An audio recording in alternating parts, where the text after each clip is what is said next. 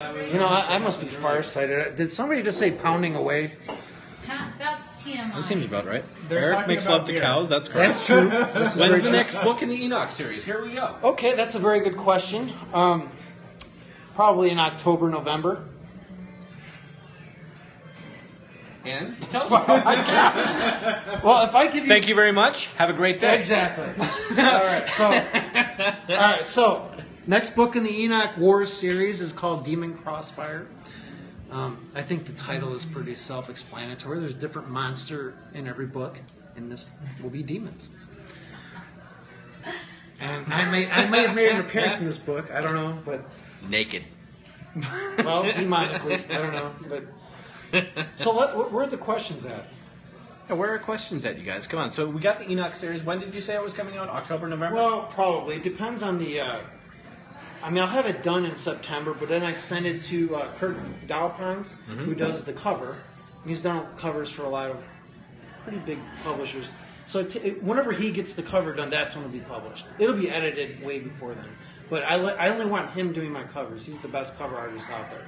Nice. All right, so we got a question here, and that is, Ben, what is the best tip on becoming an authority in your marketplace? Jody, can you keep track of these questions? Yes. Maybe have Erica write them down if we can. Well, I'll tell you what. I'm a little biased in this answer and a little self-serving with this answer, but I say emailing daily using my style. You will become an authority right away. You will be you'll be top of mind status. What are you doing, Jody? You're making weird gang sign. All right, whatever. What are we looking at here? Ben Settle's crotch. When have people ever been able to see Ben Settle's crotch in all of internet Right marketing there. history? That's perfect. Okay. So, mailing daily. Actually, you know what it is? Forget it. Forget I just said all that stuff. You want to build an audience, not just a list. If you start building an audience, you have all these different channels. You have YouTube, you have Periscope now, you have social media, you have podcasting, you have email, direct mail if you do that. You can even do it through pay-per-click advertising, the way Shane and I team up on some things. You do all these things and you start to create an audience, not just a list. And the fortune is in the audience, the money's in the list, but the fortune's in the audience. True story. And how do we get an audience? Let's talk about that a little bit. Well, Since all it's those like expanding. Well, Yeah. even above and beyond that. So say you get the traffic, right? Yeah. Because a lot of these people, I don't think they have trouble getting people to it, right? But when you get people to something, what do you do once you have eyeballs? Are these all traffic people watching? It's not all traffic. I'm just wondering. I think some people. But let's say that there's a couple of advanced people. Okay, there, okay. right? And they so have once you get the eyeballs, what comes next? Well, you want to communicate with them every day, and multiple times per day if you can, with something interesting and relevant, entertaining. Entertainment is key. So I was talking to Shane about this earlier. If you go to Netflix, there's this series, I don't know what the series is called, like Great Hollywood Directors or something like that. So there's like 20 or 30 directors that they put a spotlight on, and they like analyze what they've done to make movies. Watch the Mel Gibson one on Netflix, and he talks about three things, because he's made at least three very high-selling movies. He's done Braveheart, he's done Passion of the Christ, and Apocalypto. All very, very well-received movies. And he says the key to those movies was three things. One, first and foremost, is entertainment. You've got to entertain. This is where everybody's going wrong. Nobody wants to entertain. Everybody thinks that they have to be serious and just give plain, boring content and all that stuff. It's not true. You want to entertain first and foremost. Second, you want to educate. So this is where infotainment comes in. You're being entertaining, but you're also being informative. So infotainment. Third, you want to... Before you get into the third one, all right, one thing, because there's something that I've learned here, and that you guys can take this too. I've been watching a lot of the top Periscopers. Like, these guys have like 90 million likes. Okay. Their hearts. And one thing they've told me, if you guys are going to start a Periscope channel, okay, is to interrupt your broadcast several times, because there's a lot of new people, like you see right here. We had a bunch of new joiners, and so what you do is say, "Hey, I'm Shane Hunter, and this is Ben. Settle." Settle. I thought that went without explaining, but that's all right. And this Well, that's Mr. Troutslayer. is what's fueling this important public service announcement. But anyways, I'm Shane Hunter, this is Ben Settle, and you are listening to some pretty kick-ass marketing tips here. And right now, Ben Settle is explaining to you how to create an audience. Once you get the eyeballs, because that's important, you need to get enough people watching you. Once you get them watching you, what do you do past there? So recap really quick, bullet point form, 1 and 2 were what? Bullet point form. I've been doing this for years, but I kind of learned it, had it ingrained by Mel Gibson when he was talking about how his directing style is for his best-selling movies. Was you want to entertain first and foremost. Always got to entertain. If you're not being entertaining, don't send anything. It's just boring people. And this is the thing. Boredom is the death of the sale. Everybody knows this, but everybody's boring. So go figure. So you want to entertain first. You want to educate. Now, when I say educate, I don't mean hard information that's in your product. That's not what I'm talking about. I'm talking about educating them about problems they didn't know they had, problems they do have. You just want to reiterate the problem. You want to show them that you understand the symptoms of the problem or the desire they want. Talk about a lifestyle, whatever it is you're selling. And the third thing is, which we didn't talk about because you did the pattern interrupt thing with the commercial break, is you want to elevate. Now, that means you're taking them to a different level of thinking. You're not just educating them, you're actually making them think differently. And when you do all three of these things, and I've noticed this because I went back and analyzed some of my highest selling emails. When they did those three things, I had the most sales. And I didn't do it consciously. Like, I don't even know if you can elevate consciously. I think it's just something that happens. Yeah. You can go on trying to, but either it happens or it doesn't. You just hit a nerve. And when you can do that, whatever the medium is, email, Facebook, whatever you're doing, Periscope, video, YouTube, whatever, it doesn't matter. When you can do that, you're going to have a fan for life. Absolutely.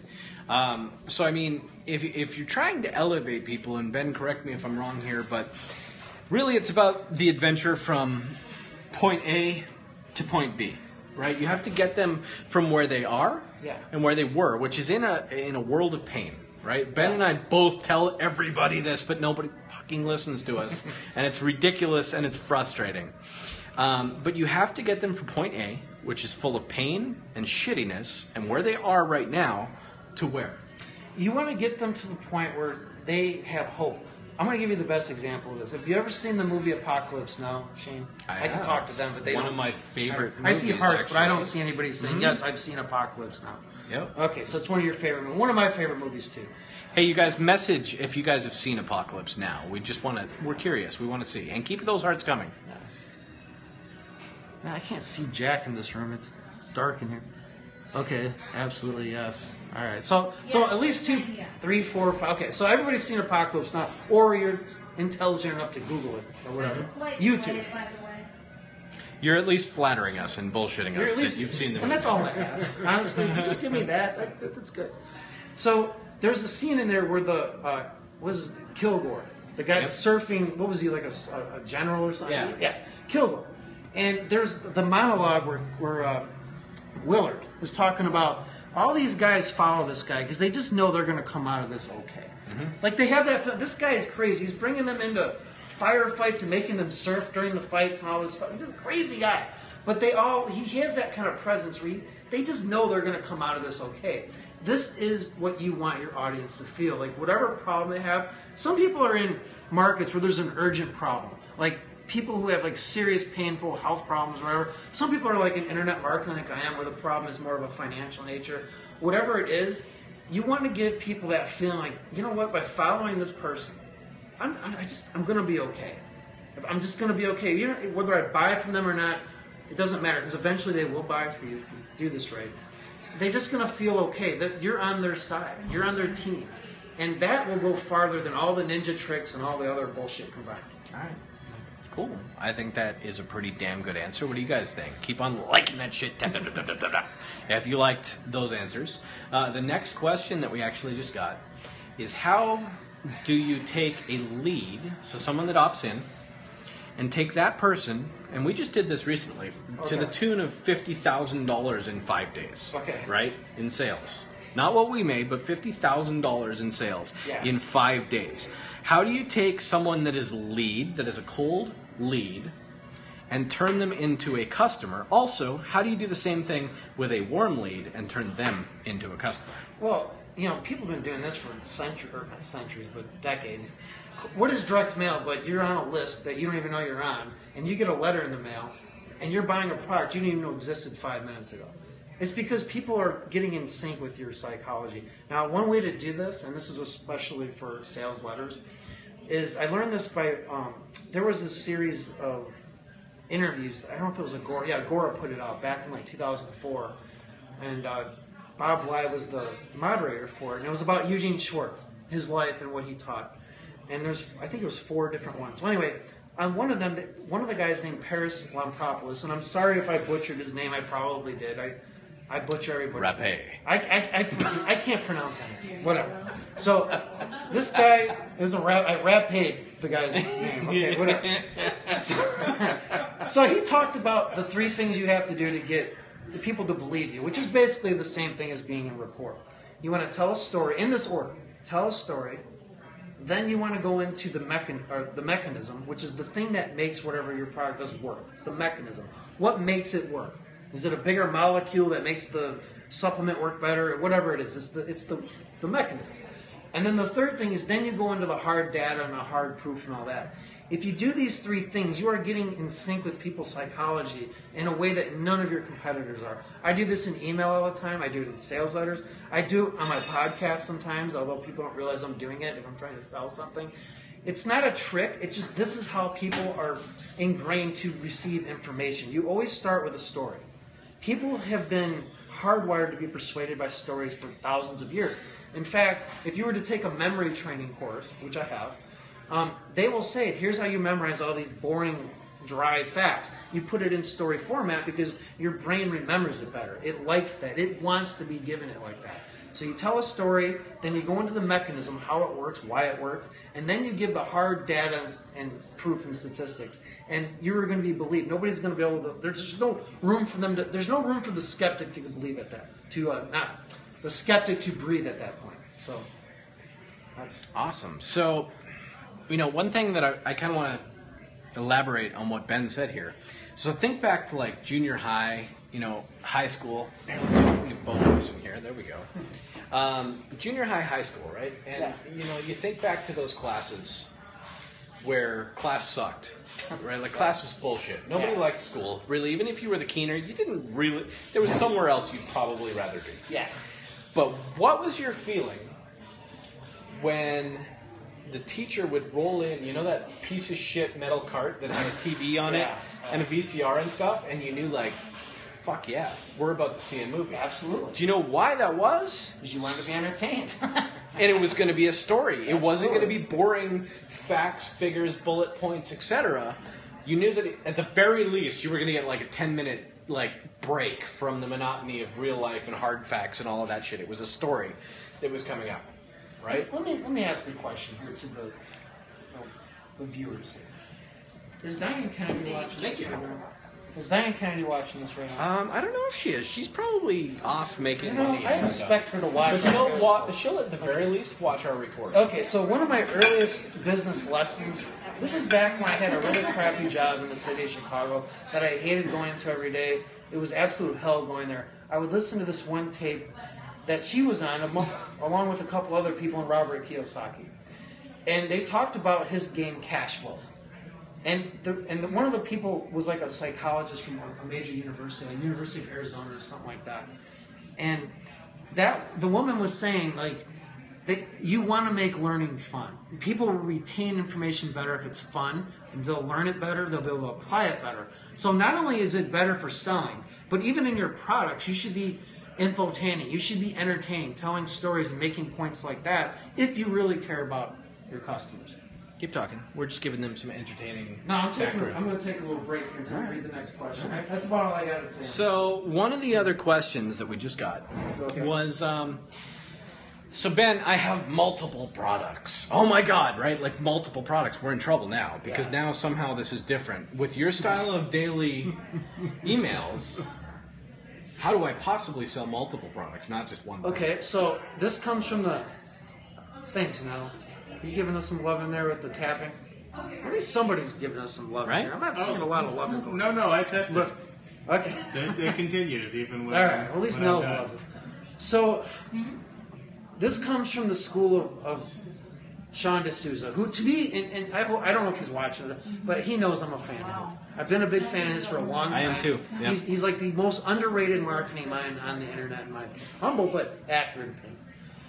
he does this. I don't know if he still teaches this. He says he's changed his thing a little bit, but this is what I've been doing this for like the last 7 years, and it's been killing it for me. Called sequential selling. And so you want to get them, once you got them on your list, you want to sell them one main flagship product and not anything else. Basically, now I hear from this sometimes, but basically you sell them one flagship thing that gives them an overview of what your whole philosophy is about. Once they've bought that, you want to get them to continuity, and then from there you can sell them anything. So his example, from what I heard from I think it was a 2008 systems seminar, and if he's listening to this, he might even correct me on this, that's fine. I'm not above being corrected on this, because I'm always wanting to learn more. It's kind of like the Catholic Church, right? You can't be confirmed until you've been baptized. You can't get married by them until you've been baptized. Now 1 second. Yeah. I hate to interrupt, but Okay. speaking of Catholic Church, you're going to be fucked if you don't get back into emailing Ben Settle style, Troy. I saw that comment. This makes you want to get back into emailing his style, is I what would he hope said. so. I would hope so. You should. I would It's hope made me a lot of money. It's made Marty, who's on here, a lot of money. I hope it's made all of the people that are on this a lot of money. Ben, has it made you a lot of money? Yeah, I should say so. Now, Nels, you're my best friend, right? Since you've seen me start listening to Ben and doing what Ben says, have I been doing better as a marketer? You have been doing a hell of a lot better as a marketer, yes. Let's talk more Weird. about this. How's he been doing better? But that's another one of my tricks that Jody will tell you that I do. If somebody says something nice about you, whether it's in print or in person, make them elaborate on it. And now you have a nice ready-made testimony. Oh, I love your stuff. Well, what does that mean? Make them explain it and dimensionalize it, and you'll have a nice testimonial. But going back to what we were talking about, you have one product you want to sell. You have several products. Give them a flagship product to buy, and until they buy that, they cannot buy your other stuff. You don't let them. They'll try to. They may even try to circumvent your funnel and try, but you don't let them. You refund their money. You make them go through your process because you want them mentally and psychologically prepared for the next information. Because here's your example. Think of movies, Star Wars. Nobody comes in watching Empire Strikes Back first. If they do, actually they probably like that movie a lot, but let's just say they would come in on that movie and they'd be a little bit lost. They don't really know what's going on. They might watch Return of the Jedi, but they don't have the same context that the people watch Star Wars have. So you want them to come in on Star Wars, then watch Empire Strikes Back, then Return of the Jedi, and here's what happens. They like Star Wars and they enjoyed it. And this is another part of Sean's thing. You got to get them to consume the product. If they like the product, your second product is already made. People who watched and liked Star Wars did not have to be sold on watching Empire Strikes Back or Return of the Jedi. They're in. So you want to get them in that order. You don't want to have to try to resell them every time. You still have to come up with a sales pitch and all that, but you have people built in. Now, who else does this? Restaurants do this. You go to a restaurant. You come in, you get seated for free. You don't pay to be seated. You don't get to just order something at the hostess's desk. You have to get seated first. Then they give you the appetizers or drinks, and then the main course, and then they downgrade you in price to dessert and coffee. It's a very specific process, and it works very, very well in direct marketing. Amazon does it. You can't just buy books on Amazon, I don't think. I think you have to at least subscribe to Amazon, right? You have to at least... Oh, yeah, you have to sign up as a membership first. You have to do that first. In that terms of services, we'll turn you into the human centipede and send you as many emails Absolutely. as we want. And if you didn't do that, they wouldn't be nearly as successful as they are. Mm-hmm. So you want to, figure out what your main, for me it's email players. Now I skip a step because I get them in continuity right away because I understand email. Most people can't do that, so don't get wound up if you think that's too hard. Start with a flagship product and then get them into continuity, and then after that, sell them anything they want. That's my advice. Don't listen if you guys hate money. If you hate money, then... That'd be a great title for us. Right? Don't listen if you hate What money. would you do if you hated money? What would you do if you hated money and didn't want to make any money Don't in watch marketing? this Periscope. There it There was is. a question earlier on, best way to identify your market needs. Market's needs. Oh, that's easy. What was the question, Jody? What's the best way to identify your market's needs? What is it with you two? Kiss again. There we go. Martito. So, I don't remember the question because it was two hot girls Oh, okay. being next to each other. It was, okay, so how do you identify your market's needs? There's a lot of ways to do this depending on the media you're in. Now, I'm going to guess most people doing this are not using direct mail, so I'm going to leave that alone. The fastest way I can tell you to do this that has worked like gangbusters. No, okay, real life example.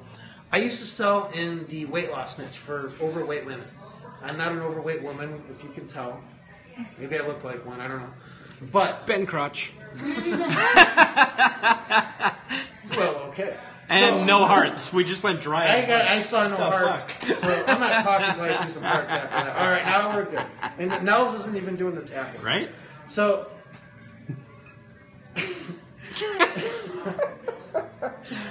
all right. Love you guys. I hope you guys are entertained as fuck, because that's kind of the point of what Ben and I are doing here. I hope so. Yeah, right? Infotainment. Yeah. And I hope to elevate you guys out of your miserable, dreary lives. Okay. Seriously. While we hang out in the burger. You too Of can all be places. more like Shane Hunter and Ben Zittle's crotch. While we hang out in the crap, while we hang out in the crap hole, I know it's the burgle, but whatever. So you go to Google, and you type in your market, like weight loss, for example, or internet marketing, or whatever it is, prostate problems, whatever it is, and you type in that keyword in forums, and you'll bring up a bunch of forums. Now, read those, click on those forums, and most forum software will let you sort by number of views. Now, it doesn't matter if it does or not. You will see people there who have the problem you're trying to solve, who are using the language that your market uses, who are talking about the exact problems that I would never even think of. So, for example, and I'll give you an example of an email that didn't just kill it for me, but like 2 other people in that market. When I was doing the weight loss thing, I went on forums, like weight loss forums. Now, my business partner at the time, he gave me some leads and some good forums that were popular and all that. And so I went on there and I sorted it by the number of views. So I was looking at the topics that had the most views. So they're basically writing subject lines for me, the thread titles. Yep. These are like 10,000 views on that one. They're basically writing it for you.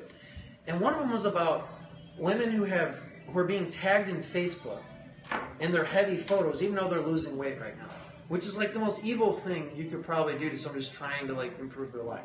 Actually gives you a lot of empathy for your market too. And I thought, man, there's an email. So I read this girl's story and I made my own email based on it. I heard about this woman who had XYZ problem. Her friends were tagging her heavy photos in her current Facebook now just to like be passive aggressively mean to her. Now, a lot of girls in that market obviously identified with that because not only did it make us a lot of sales, but I gave it to one of the highest selling affiliates in the weight loss market. I'm not going to give his name because he probably doesn't want me to, but he's definitely up there. And he said it made him like several thousand, I think it was several thousand in a day. And he's not used to that. He's like, oh my God, that one email. Yeah. It's because I did that. I went and found, and in the weight loss, another one was like old driver's license photos. They want to look better for their new driver's license. So these are all these little hot buttons that you would never get otherwise. But they're talking about it in an anonymous forum where they don't feel like they're being judged or anything. And you will get their real problems. And this can span any market. I've done this in golf. I've done it in weight loss. I've done it with prostate problems. I've done BizOp. I did it for the self-defense niche, internet marketing, whatever you want. This is a shortcut. It's not a ninja thing, okay? You actually have to read it and you have to like empathize with people. And you can't like copy and paste what they say. I don't think you should do that. You just want to write an email saying, look, I heard about this person has this problem. And you get in sync with them. And you let them know you understand it. And you say, I have a solution if this is you. And it can be as simple as that, for email at least. But you could do this for video or anything else too. Mm-hmm. So now, Ben, I have been helping you with your advertising for like how long? Since February. Until we got February. So until like Facebook didn't like yeah, us. so like half a year until Yeah. we got bitch slapped by Mark On an Zuckerberg. affiliate thing of all. It wasn't even our Right. thing. It wasn't even like a Rumor bad- has it that Mark Zuckerberg actually went on Facebook himself and deleted both of our ad accounts. I'm certain it It's was. just a rumor. I don't know. I can't verify or deny this fact. But Yeah. at any rate, before that, I've been doing a lot of Facebook ads and that sort of thing for Ben. And as such, I mean, he's not going to let anybody do his advertising, right? Just anybody? No, not at all. In fact, Yeah. you're the only one I've ever hired to do my advertising for me. Okay. So that said, I know some shit that could probably help you that goes along with that. Quite a bit. Once you figure out those questions and stuff, right, you're going to start figuring out who your competition is. From there, you can go into Facebook and you can go into Audience Insights and you can look up your competition. You can look up products, you can look up interests, whether it's weight loss or like a specific magazine and that sort of stuff. And it's going to tell you all sorts of demographic information on who those people are. Like, not just what they're talking about, not just the language they're using, but literally who they are. That they are a 35-year-old woman that has 2 kids, that drives an SUV, that makes $47,000 a year, etc. How helpful is that to your marketing when you can know your demographic? It's everything, because you would make these ads that would take an image that would tap into like their favorite TV show, their fears, the things that gross them out, which obviously gets attention, right? I mean, the ads you would make, I was like, oh my God. Like, sometimes I'd be like, they're going to kick us off for sure. But they never did. Yeah. In fact, we got in trouble because of like something that had nothing to do with us. And because they thought we were selling BizOp and we weren't. It had nothing to do with anything, actually. It could happen to anybody. Which tells you about Facebook, actually, and why you shouldn't rely on it as anything. But yeah, I totally agree. Those insights were everything. How many times did we take like a movie, like The Count of Monte Cristo? We did that one. Like you went in there and you found an image for it, and it went with the message. It was perfect.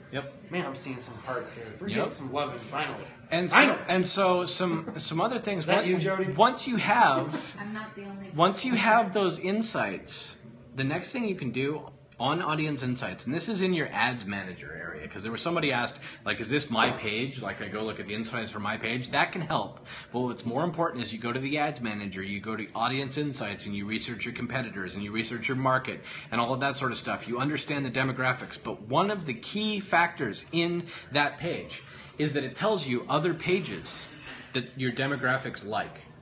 Okay, and this is one of those crazy ninja type hacks. Ninja. Fuck, I hate that term. I know it. But I don't see anybody else doing this. Okay, there is nobody else doing this, and I don't know if it's just because they don't understand direct response or what the deal is, and knowing your target market or what the deal is. I think I know what it is. Yeah. So, Doug Deanna, one of the highest paid direct mail guys on the planet, copywriters on the planet. He has this saying, copywriting, and this applies to all marketing, is not about building a bridge from your product to your prospect. It's about building a bridge from your prospect to your product. You and I start with the prospect. We don't even care. Okay, so here's an admission. Eric McMillan, my best friend, him and I, Eric and I partner in the prostate niche. Okay, and I know that opens up the jokes and all that. Whatever. Fine, it's all true. and he's like, we need to sell something to these buyers, because for like 2 years we have not sold anything to our buyers. And it hasn't made us really any money because of that. We're bringing in great money on the front end, great response from the emails, 94 emails, whatever. But I've just been too lazy to come up. None of us wants to create a product, whatever. He went and found something on ClickBank for the erectile dysfunction market. It's an information product. And he goes, Ben, what about this one? This is the highest. ED is a serious matter that's affecting you or one of your loved ones. Now, I'm going to give you some TMI that I'm proud to give you. I've never had ED. I don't even understand the problem. Today. I don't understand. I don't empathize with that market. I'm sorry, ED people. I just don't get you yet. I'm going to turn a certain age pretty soon, so maybe I will. But because I was able to think of the market first, I wrote an email. It's just like, that's perfect right there. You could not have planned that better. That's true. Proof. All right. Whatever. So anyway, I went in there and I wrote an email for this like 2 days ago. It took me about 4 minutes. I didn't even read a form or anything. I just went in and I've heard enough about the problem where I understand what they're going through.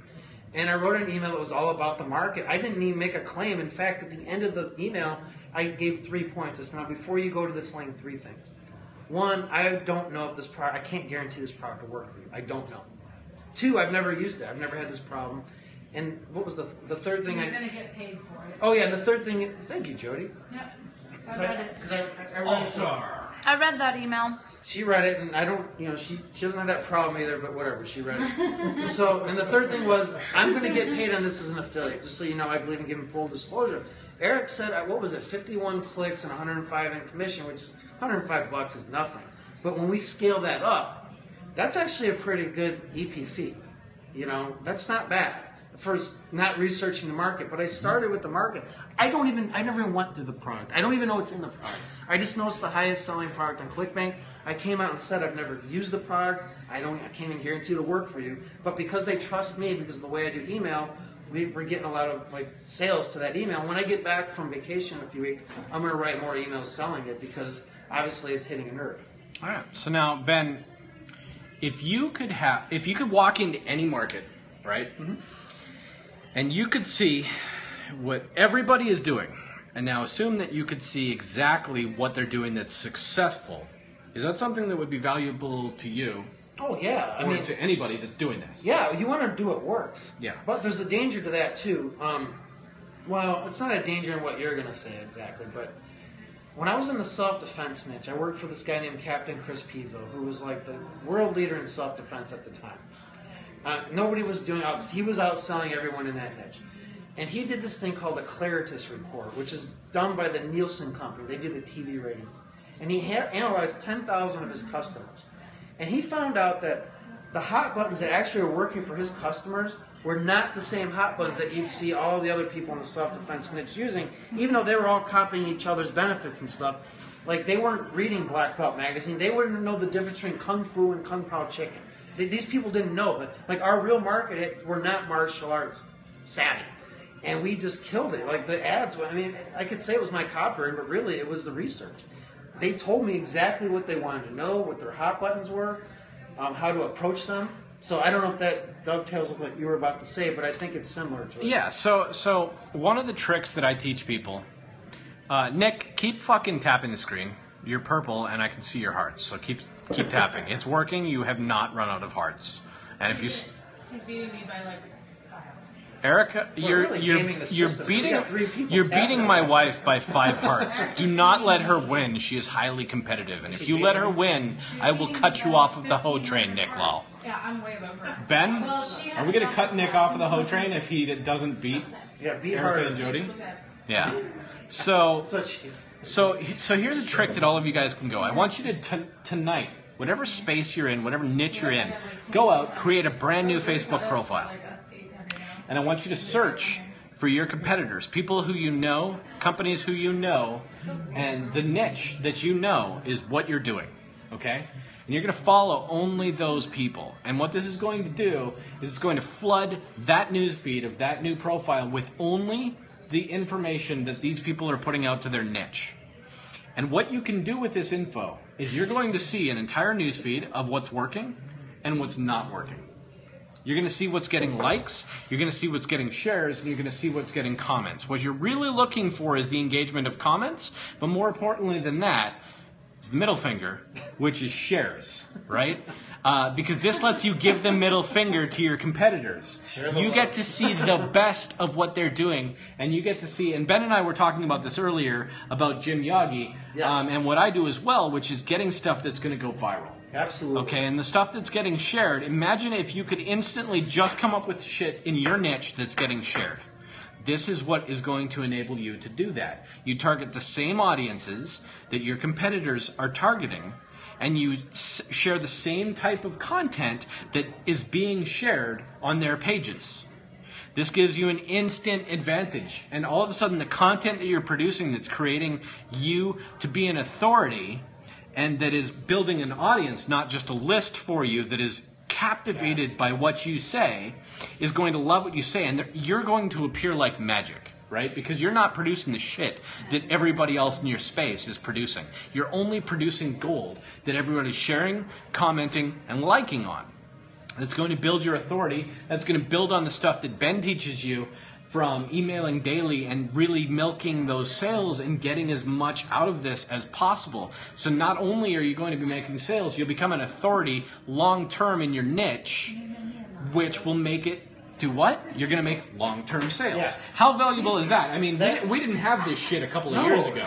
You know, what the hell is going on over here? We're trying to do a Periscope here. Try to feed her a nacho. I'm changing the name of this to Bitches Eating Nachos. This is one chip because all we're having a tap contest. Yeah, so she tried to game me to distract her into not tapping, but I think you girls need to cuddle again. Jody, do you want to feel how hard I can punch? Spank.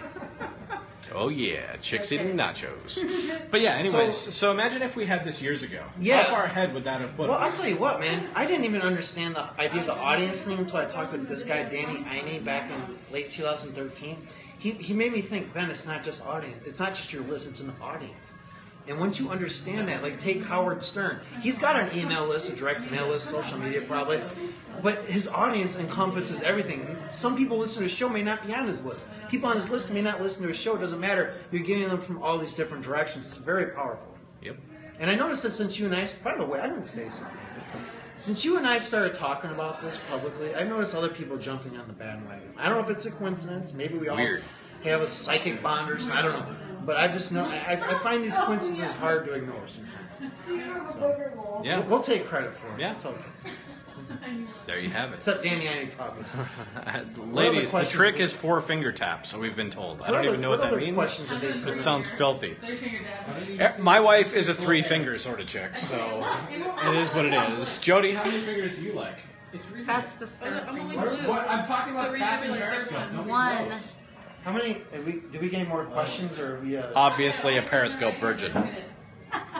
But, I'm doing better with one finger than she's doing with three. yeah, they are just copying our ass and profiting, but that's kind of what Ben and I are telling you know guys what? here. Copy our asses and profit. profit. All right, so It's here- not fucking I science, got it's something. really easy. I got a little to see who's paying attention. Uh-oh. The next person that doesn't look at mine. The next person that I Don't- see on this screen. Don't look. But this could be a Oh, bad there it thing, is. so don't just say something. The first person I see pop up on the screen gets a free issue of Email Player mailed to your doorstep. Wow. there's Hello? nobody paying Comments? attention. Why do you guys hate free shit? Oh, there we Nick go. Law. Well, he's already a freaking subscriber. It Bitch, doesn't you're already count him. subscribing. Oh, Adam They Dukes. do. Is he in He's there? both these God guys. damn it, boys, you're already It's in. all Let's Email see Players here. people listening to this. Outback Fitness, that's Kate. I love Kate. Kate is awesome. Kate who? Fuck, the Australian. She, Vitaluch. Okay, she's I don't already want a to. subscriber. Yeah. Already No a- more crotch shots. Don't tell me what to do. Now you got my crotch too. Already a subscriber. The first non-subscriber to Email Players that shows up on here gets a free issue, and you have 5 seconds to do it. Otherwise, I'm not doing it. I was up. I don't. Yo, we got Shameless Seamus. Is Okay, yes, he's. There yes, we go. He's my boy. Seamus. By the way, he's the Shit's man to yours, talk yo. to about politics. I love watching him debate people on Facebook about politics. I've been a bit. By the way, Shameless Seamus has the best emails too. I don't know why. I don't know what list to get on anymore. He used to sell this really cool selling course, persuasive selling. I can't remember the title of it. It's really good, and I'm a big fan of his. Awesome. Very cool. Do we have any more questions, you guys? What sort of others? Dormant list. That's coming from Seamus. What do we do with a dormant list? Well, I'll tell you what I did with the dormant list recently. Burn them. I tell them a couple days before, I'm sorry I haven't emailed you in a while. I just come clean. I haven't emailed, I've neglected you. But I'm going to start sending you more information, tips, ideas, and I'm going to do it however the frequency is, daily, whatever, and be ready for it. And if you don't want that, just unsubscribe on this link and put the unsubscribe link at the top, because you don't want them pushing the spam button. And then just start mailing them daily. And, you'll get a bunch of opt-out. Well, he knows. I'm surprised. You know what? Seamus knows. He doesn't even have to tell him that. He knows. It's true. I learned from him. But see, I think it's good. I think it's good for everyone else out there. So, El Benbo is the man, says Seamus. I learned from Seamus. I swear, I used to collect all of his emails in a file, and I just would study him. Him and Matt Fury. Nice. Yeah. I feel like he should be teaching us email, actually. So. Right? Well, the good thing is, Ben and I learned everything we know about marketing from this man right here. I'm pretty much the shit. See? That's posture. During a Periscope. Did video anyone get my in a question? car. Criteria if a niche can be repulsive, abrasive, infotainment. What? Can a list be repulsive, abrasive, and infotainment? Oh, aren't they all the All same? at the same time. Well, how could it not be all three at the Because same you're time? repelling them using abrasive advertising in an infotainment Right, it's way. all But then, hand in hand. Yeah. Yeah. In fact, that's the way Shane and I do it. Is there another way? Yeah, there's a way, but it doesn't make money. Nah, okay. So there we So go. you can email your list all day long and There's your spend answer. money on your AWeber subscription. So there's your If you answer. hate money, then don't be abrasive. Don't piss them off, and absolutely worry about polarizing your audience, because if you polarize your audience, you're going to make money, and that is the opposite of what you're trying to do. So don't do that. Absolutely. In fact, if you want to see polarization at its finest, just watch the political campaign. Hey, talk about that Hillary Clinton ad. Remember the podcast you made where you came clean on your like political affiliations? Oh, and what shit? did I say about Hillary? And I love Hillary. I love how she yeah. deletes emails so fast that I can't get in her inbox. So like the ad that I came up with this was What was that? I had Ben right in the foreground. Yeah, It's that was like, cool. It's kind of like, I don't know, this is probably sideways for you guys right now, but it's like, and in the background was like a darkened Hillary, and she just looked evil. She did. She looked Like I made her look like the devil. That was kind of the point, right? Yeah. And it was something to the effect of like, new Republican frontrunner Ben Settle hated by Hillary Clinton. Click here to find out why.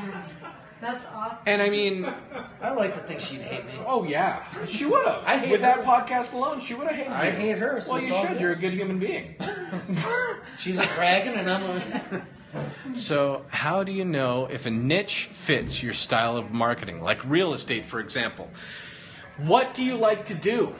Do you like real estate? Do you give a single shit about real estate? Make her look like a devil. Like, one of the biggest things that I see, so especially with like MLMers, affiliate marketers, shit Yeah. like that, you guys will hop into this for the money without any passion or even remote shit giving.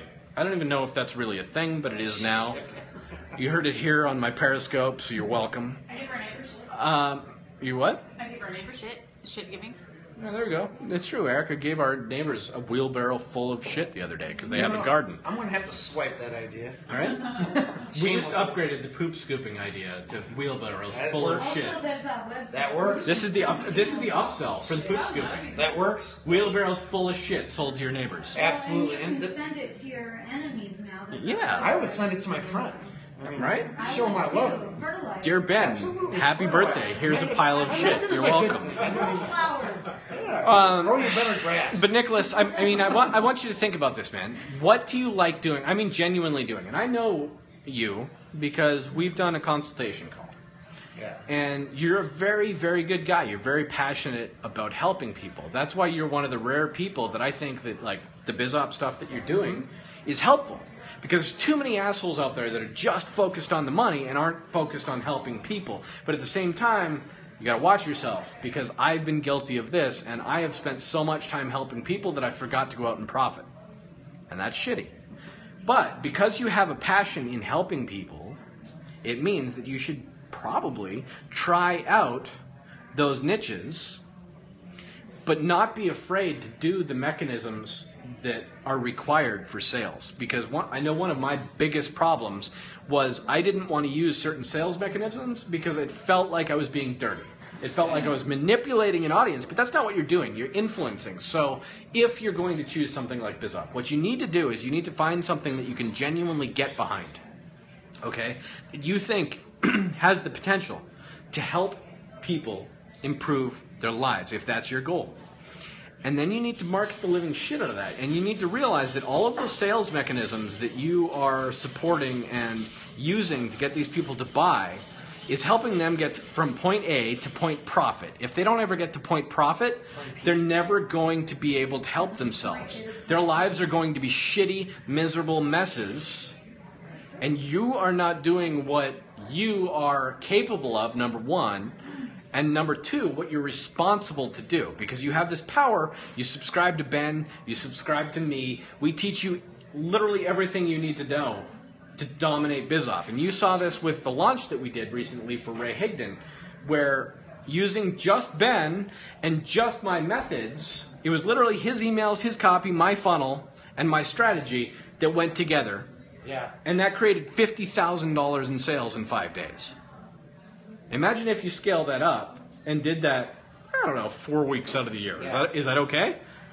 Will that work? Yeah, well, I don't know. That might be, Is that enough? that might be too little for you. Only $200,000 for 4 weeks of work. We can scale it up more if you want. Yeah, right. It's kind of up to you and how lazy you are. I mean, I'm pretty lazy, so that's pretty much too much for me.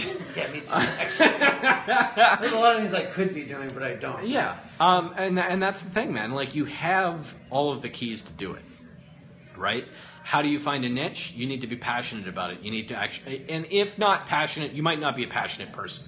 But you need to at least have some interest in it. It needs to keep your attention for long enough for you to make some sales. And then you go out, you use all of the mechanisms that Ben teaches you in Email Players, which you can subscribe to at emailplayers.com. Do it, motherfuckers.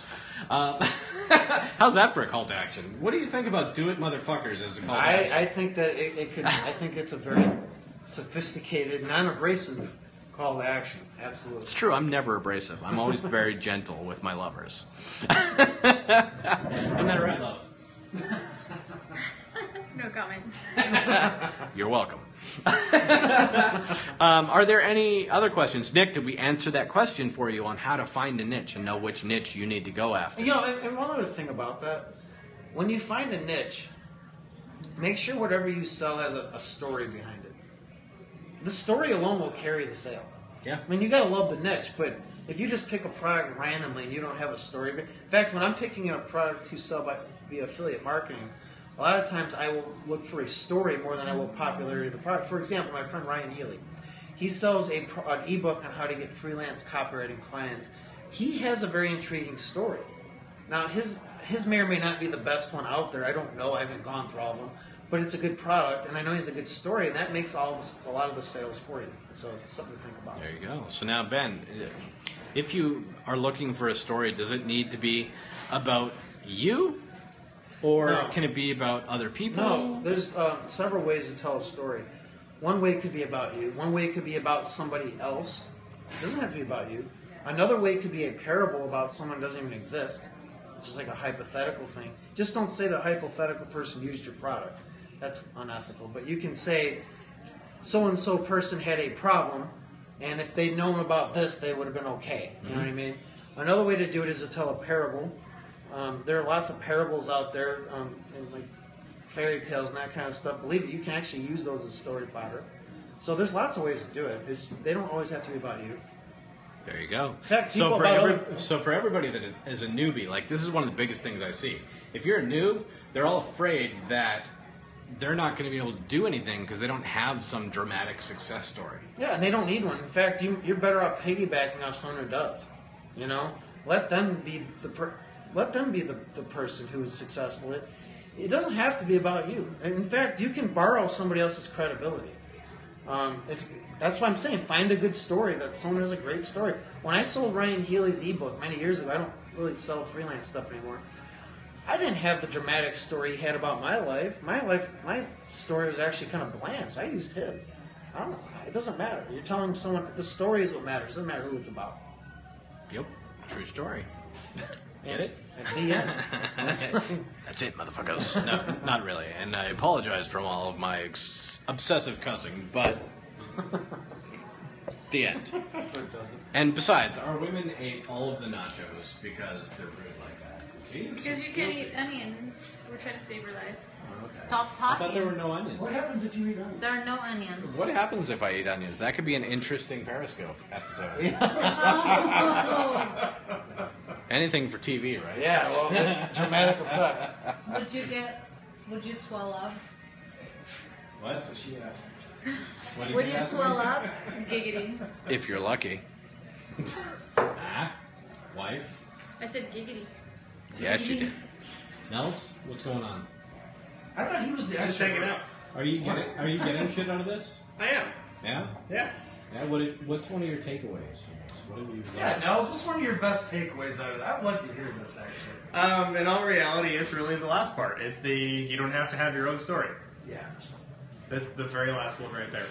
The beauty of that is Because I don't. And that's really what's... that's where the forums come in. It doesn't have to be your story. When I was selling in the prostate niche, and I still do, when I was writing the emails for it, I would go and read the most horrific freaking stories in forums.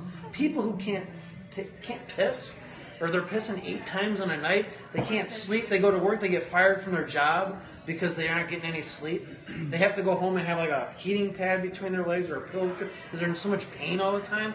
It's like medieval torture, you know. And I would tell these stories that people actually told using their language. It wasn't about me. My story is one thing, but their stories are way worse than my story. I mean, my sales lawyer told my story, but it was nothing compared to the ones in the emails I told. And that did most of the selling for me. I like it. So, I mean, I see all these hearts when I talk about the prostate. What's with that? bitches love It's a little weird, prostates. I don't Yeah, know. that's just all it is to it. So Ben, I know one of the things that helped me with sales letters and that sort of thing. You have a quick little formula that's like Yeah. headline, first sentence, story, bullets, call to action, that sort of thing. Yeah, and I got this by studying a lot of Gary Halbert and John Carlton ads specifically.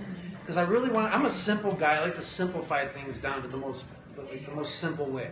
And I noticed the majority of their ads that I studied, at least, really can be broken down into 5 steps. Headline, opening paragraph, story, bullets, close. Now, not every sales letter has to have all of them. Like, for example, someone asked in my Street Smart Business forum, well, Ben, how come you don't always tell the story? Because sometimes you don't need to. Sometimes you just get right into the bullets. You know, it depends on the awareness level of the market, where they're coming from, the traffic. If it's cold traffic, you probably want to tell a story most of the time. You don't have to. Gary Halbert wrote a lot of ads for newspapers that were just headline, opening sentence, bullets, close. Because the bullets were so fascinating, you didn't even need a story. It didn't matter. If the problem is more painful enough, it doesn't. You could go either way. You could test it both ways. But basically, those are the 5 steps I use and the foundation of all the ads that I've ever written that have done really well. In fact, including the Mike Dillard ad for Magnetic Sponsoring, that is the simple formula. Headline, opening sentence, story, bullets, close. All right. So one thing that I've learned from our buddy, mutual friend, Greg Gomez, is actually there's 2 things in like a sales funnel sort of thing that he adds that I've noticed on yours, which I've added into mine. I've combined basically what you have with what he has with what I've done. And 2 of the things are creating a yes framework, if you're familiar with that. So asking questions at the beginning. To me, that falls within the 5 steps, wherever it fits. Okay. Like, I wouldn't make that a separate step. That might fall in the story. That might fall in the bullets. That might fall in the close. My thing is just like a skeletal structure. Okay. Like, you can fit social proof and yes and all that. All that. There's no limit to what you can do. Yep. But those 5 steps just keep people in. Yeah. They just keep them on. It'll keep you on track. That's all. And so another one, and this one, I kind of want to know more your strategy with it, which is like the sales breakdown. So you say, so normally this would be $10,000 because of this, this, and this. But today only, because we've done X, Y, Z, it's only ABC. If there's a contrast going on there, yeah, you build up the value of whatever it is really worth, and then you say, well, it's really only this much. In some ways, it takes away price resistance because, in fact, I like to do this in sales letters, and I know a lot of people are too afraid to try this, but test it. Come right out in the beginning, right before the bullets, and say, look, before I tell you about this product, it's very expensive. It could be $19. This is an expensive product. Now you have just taken that objection away. Whatever price you come up with is going to seem cheap. And I learned this from Jim Camp, the world's most feared negotiator. It's not a trick. It's more like you're just setting the agenda so you get price out of the way. This could be very expensive, you know, if you're doing it face-to-face. But if it's a product, just say, look, just before you know, this product is expensive. There's no money-back guarantee. And I can't even guarantee this is going to work for you, but here's what's inside. You're taking a chance, I admit it, but I think it pays off. Like it's so blatantly honest. Like, what else can they ask from you, honesty-wise? This may not work for you, but here's what's inside. And then let the bullets do their job. And if they're still skeptical, they don't buy it. It's up to them. All right. So before my battery dies here, because we've given these fuckers way too much of my battery life. You owe me, by the way. So follow my channel right here. What tips do you have on writing effective bullets? Oh, man. There's so many. You can use curiosity. You can use do bullets based on proof and credibility. You can do like the double whammy bullet where you give a benefit and then another benefit that kind of dimensionalizes the first benefit. You always want to have credibility and curiosity in those bullets if you can. Curiosity is the most important one. The best bullet I've ever saw was fake cocaine. It's by Gary Halbert. It was for a BizOp product. He said fake cocaine, a legal substitute that's whatever. And I don't remember the exact bullet, but he said that calls came in for that product for like a year afterward. So that tells you the power of. I'm not saying put up fake cocaine board. That'd be All right. dumb. So, but that just shows you the real power. quick, Ben, Yeah. if your salmon fucker beer over here, or whatever it's called, Trout Slayer. trout slayer, salmon fucker, Salmon. whatever, same thing. That works too. If you had to create 3 bullets for the trout slayer, how would you do it? What would be your 3 bullets for this? It's not hoppy, but tastes like it's hoppy, which is kind of a curiosity thing. It's drank by world-class fishermen around the country. And marketers. And marketers around the country. And and some of them, the legend says that it helps them catch more fish. I don't know if that's true. Totes more fish. But you're putting me on the spot here, whatever. Yeah, I am, but these are good. This is good. The carbonation does not go away for at least 2 hours, so you don't have to drink it right. And this is true, Nels, is it not? Yeah. Because I've seen you've been milking this thing for like 2 hours. Same as you. Me too. And I say so I have a benefit of curiosity A ben- and a if it- credibility bullet right there. Yep. Awesome.